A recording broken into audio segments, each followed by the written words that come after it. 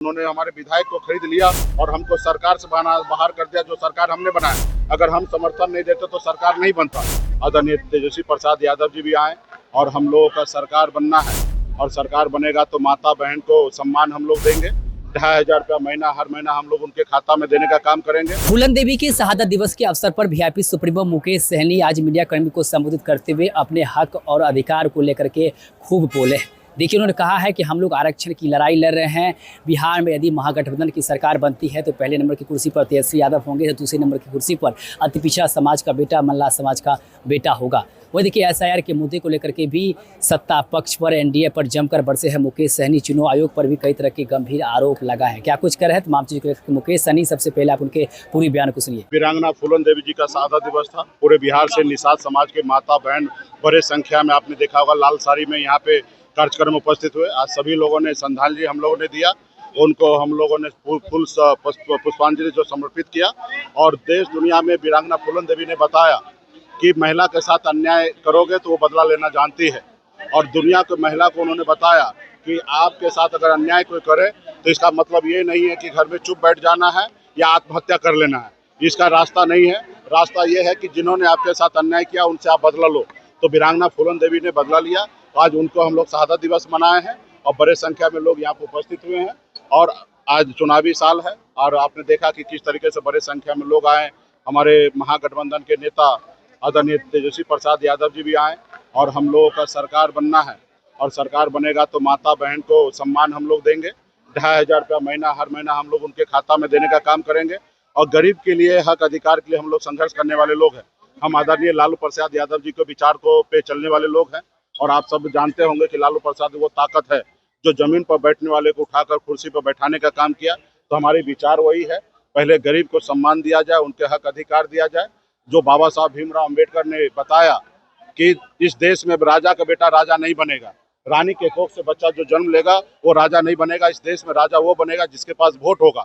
और आज तक हम लोगों ने इस जो मुकाम अगर हासिल किए तो अपने वोट के दम पर किए हैं। अगर आदरणीय लालू प्रसाद यादव, मुलायम सिंह यादव जी, बहन मायावती जी, नीतीश कुमार जी, अगर इन स्वर्गीय पासवान जी, अगर हम लोगों के पास अगर वोट का ताकत नहीं होता तो इस राज्य में मुख्यमंत्री नीतीश कुमार, एक गरीब की बेटी राबड़ी देवी मुख्यमंत्री नहीं बनते। तो हम अपने वोट के लिए हम सारे हमारे नेतागण को कहते हैं कि जागरूक रहिए, क्योंकि अभी आपने देखा कि किस तरीके से दिल्ली के सरकार जो है उनको पता है कि बिहार में सरकार बनना नहीं है। तो बनना नहीं है तो किस तरीके से वोटर लिस्ट को समीक्षा की जा रही है और जिसमें वो देख रहे हैं कि महागठबंधन को ज़्यादा से ज़्यादा वोट काटेंगे।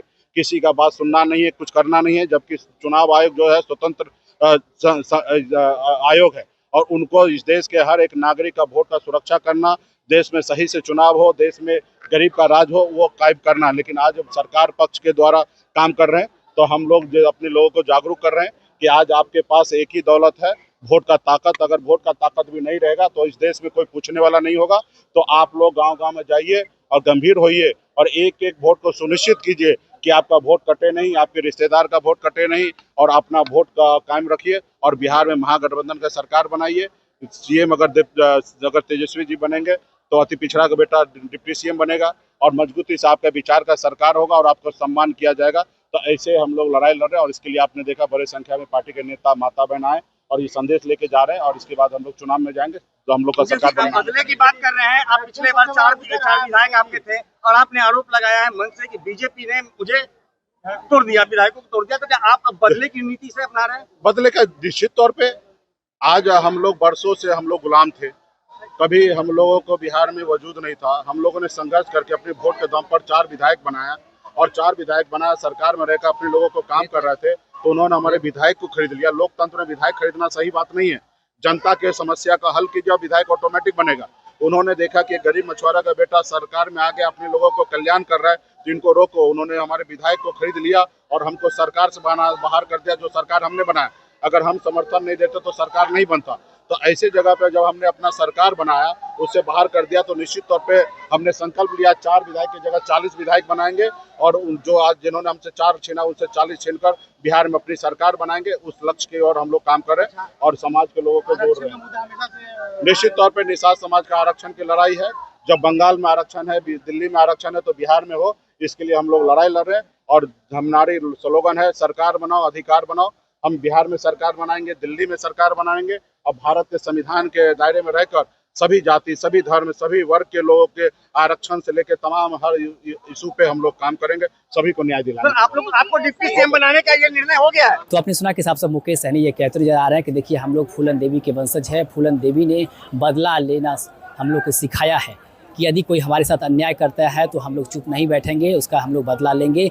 वहीं देखिए बिहार के जो वर्तमान में हालात है उस पर भी खूब बरसे हैं मुकेश सहनी। आरक्षण की बात की हैं, अपराध को लेकर के बोले हैं, वही चुनाव आयोग को लेकर के भी उन्होंने खूब बरसे हैं। बाकी क्या कुछ करते तमाम चीज़ों मुकेश सहनी आप खुद सुन रहे थे। आप भी अपना प्रतिक्रिया हमें कमेंट बॉक्स की मदद दे सकते हैं। आप देते हैं स्टॉक्स। आप सभी का बहुत बहुत धन्यवाद।